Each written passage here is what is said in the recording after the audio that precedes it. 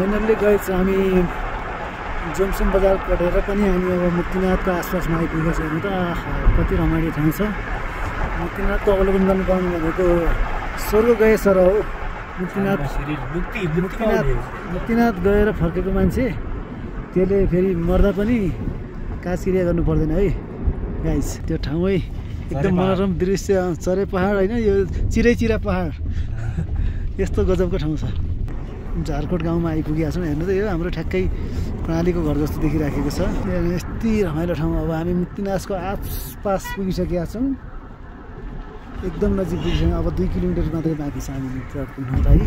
हेर्नु यहाँको भूगोल, यहाँको ठाउँ हेर्ने भने त के भन्ने, अब भन्ने ठाउँ नै छैन। हेर्ने हो भने भन्ने ठाउँ छैन, भन्ने हो नि हेर्ने भ्याइँदैन फेरि। त्यसले गर्दाखेरि यो असाध्यै रमाइलो ठाउँ। अब त्यो भनेको यारसगुनमा आउने ठाउँ हो यो। अहिले चाहिँ यता उ भइरहेको छैन, अब चाहिँ हिमालतिर अब अहिले माथि हिउँ परिरहेको छ। हामी स्वर्गको एक टुक्रा अलग ठाउँमा आइसकेका छौँ। यो मुक्तिनाथ हो। हेर्नुहोस् माथि गाडीहरू रोकिरहेको छ। हिमालतिर माथि हिउँ पनि परिरहेको छ। हेर त पुरै एकदम धम्म कुहिरो लागेको छ। त्यहाँ चाहिँ हामी अब अलि माथितिर जाने भनेको, तर हिउँ पर्ने लागेको भएर अलि जान सक्ने अवस्था छैन। एकदम गजब। उयो हेर्नुहोस् तपाईँ, सबै घोडाहरू छ त्यहाँ। यस्तो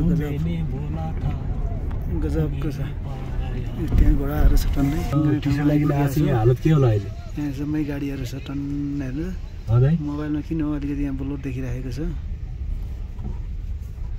घोडाहरू पठाउने मान्छेहरू जम्मै छ नि। यो सबैजनाहरू भनेको मान्छेलाई बोकेर भयो भने माथि पुर्याउँछ। यो काठमाडौँमा पठाउ गाडी भने जस्तै सबै घोडाहरू, यो मान्छेहरू चाहिँ सबै यो पठाउ जस्तै हो है। मान्छेले मुक्तिनाथ पुर्याउने, मुक्तिनाथ दर्शन गराउनलाई सबै मान्छेहरू यहाँ पुगिरहेका छन् होइन। यो सबै घोडाहरूले दाना खाइरहेको छ।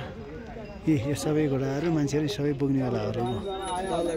हामी यो लाभरङ गाउँ ठाउँमा आइसकेका छौँ, मुक्तिनाथको नजिकै आसपास।